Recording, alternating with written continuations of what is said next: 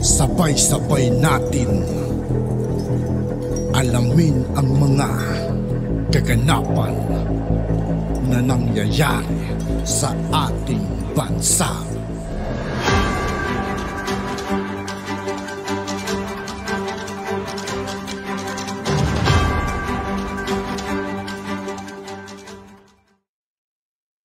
Yo, what's up mga kaibigan? This is I2K po again. Ngayon nandito ulit tayo sa channel ni Pinas Viral News. Dito ulit tayo magbibigay ng komento at reaksyon. Kaya samahan nyo guys. Let's go! The battle is far from over. Ito ang naging diretsahang pahayag ng Department of Justice Secretary na walang iba kundi si Menardo Guevara laban sa dating senador na si Antonio Trillanes patungkol sa patuloy nitong paninira sa kasalukuyang administrasyon na pinamumunuan ngayon ni Pangulong Bongbong Marcos. Kamakailan lamang ay matatandaan na pinahagyayabang ng dating senador ang pagbasura ng Court of Appeal sa reklamo at isinampang kaso ng mga lawmakers laban sa kanya. Ipinagmalaki ni Trillanes na tila kinatigan daw siya ng korte at puro kasinungalingan lamang ang abogado ni former President Rodrigo Roa Duterte. Ngunit tila hindi daw na... Hanggang ngayon guys, hindi pa rin makamove on si Trillanes talaga sa ating mahal na dating Pangulong Rodrigo Duterte. Iyak si Trillanes. Lalaman ni Trillanes na sa pagbasura ng Court of Appeal sa patong-patong na reklamo sa kanya ay kinumpirma mismo ng Department of Justice na si Menardo Guevara na maaaring makulong muli si Antonio Trillanes. Ayon pa sa official report na inilabas ng Enquirer.net sa kanilang official website ay naninindigan ang Court of Justice na hindi ito magiging mitya para lumaya si Antonio Trillanes. Marahil ito pa nga daw ang simula ng panibagong dilubyo sa buhay ni Trillanes at maaari itong maghimas ng rehas dahil sa patong-patong na kasong isasampa sa kanya ng husgado. Pero bago ang lahat mga kababayan, kung bago ka pa lamang sa channel namin, sa lahat ng hindi pa nakasubscribe mga kaibigan kay Pinas Viral News, mag-subscribe na po tayo at huwag nyo rin pong kalimutan mag-subscribe dito sa aking channel. Ay huwag mong kalimutang mag-subscribe at pakiclick na din ang notification bell para mas maging updated ka palalo sa lahat pa ng bagong videos na i-upload namin. At yun na nga mga kababayan, kumpirmadong wala na ngang kawala ang dating senador na si Antonio Trillanes na naging pahayag ng Department of Justice Secretary na walang iba kundi si Menardo Guevara, kung saan ay kinumpirma nito na ang pagbasura ng Court of Appeal sa kasong isinampa sa dating senador ang siyang magbubukas ng pinto para muling mabilanggo si Antonio Trillanes. Ito ang balitang gumulantang sa buhay ng dating senador nang mismong ang Department of Justice ang kumumpirma na maaaring makulong muli si Trillanes dahil sa patong-patong na kaso na isinampa sa kanya na matagal ng taon ang nakaraan. Ayon pa mismo sa full statement ng inilabas ng News 5 sa kanilang official website, based on what happened reported in the media, the same decision of the CA upheld the validity of the proclamation revolving the amnesty granted to Senator Trillanes.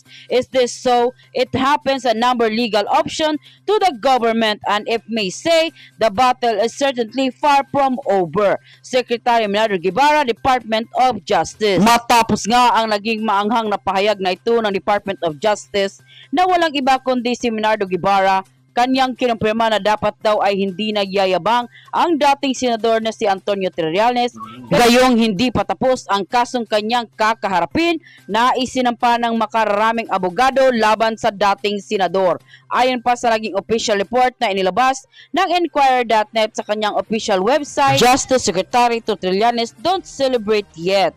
Manila, Philippines, the battle is far from over. Justice Secretary Menardo Guevara on Wednesday said it was premature for former Senator Antonio Trillanes IV to celebrate as the decision of Court of Appeals junking a rebellion case against him opens a number of legal options to the government, hinting of the President Rodrigo Duterte must ardent critics should expect another court battle. The decision of Court Appeals 6th Division nullified the two separate orders of presiding Judge Elmo Alameda Manila of Makati Regional Trial Court RTC Branch 150 and 2018 that reopened Trillanes criminal indictment in connection with the Manila Peninsula Surge in 2007. Guevara, a former law professor, noted that the March 1 ruling of the appeals court, which was had made public on the Tuesday, also affirmed the legality of the Duterte Proclamation number 572, which recalled amnesty granted to the former senator in 2010.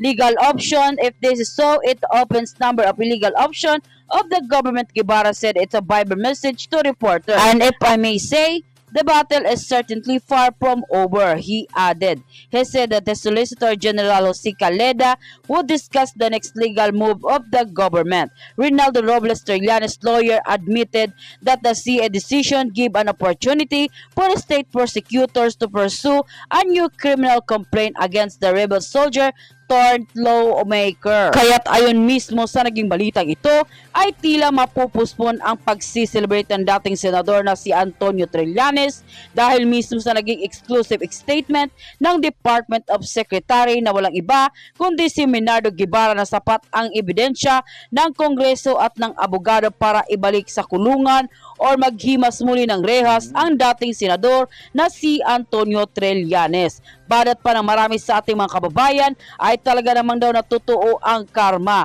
Kasi kung ano ang ginawa mo sa kapwa mo, mapabuti man o mapasama ay siya din namang talagang babalik sa iyo.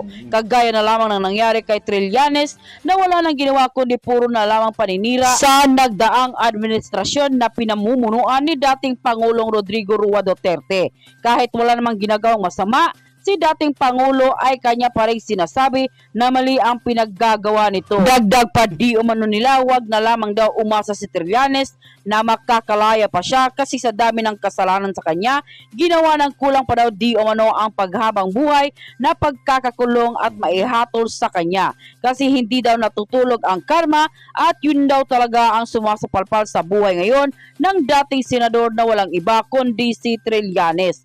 Kaya naman nang lumabas ang balitang ito, ay umani agad ng samut-saring komento at reaksyon mula sa marami sa ating mga kababayan at marami sa kanila ngayon ay hindi napigilan ang kanilang sarili na maglabas ng kanilang hinaing at komento sa mundo ng social media. At ayon pa sa kanila, sana po kung mapapatunayan yung kasalanan niya at makukulong po siyang ikulong sa isang pribadong kulungan, dapat sa Pilibid Prison po siya katulad ng ibang kababayan nating nakagawa ng kasalanan sa lipunan at doon magbayad ng kaparusahan. Dapat lang ibalik sa kulungan si Trillanes dahil sa bastos na pag-uugali. Ang pagbigay sa kanya ng amnesty ay isang pribilehyo sa isang nakakulong kung mabuting ginawa mo sa community, pero kung hindi maganda ginawa mo, dapat ibalik ka talaga sa kulungan. Dapat madaliin na ang pagpapakulong kay Trilling. Ano pa ba ang hinihintay? Ang tagal na ito. Salot sa lipunan. Please be in hurry. Put him in a prison now.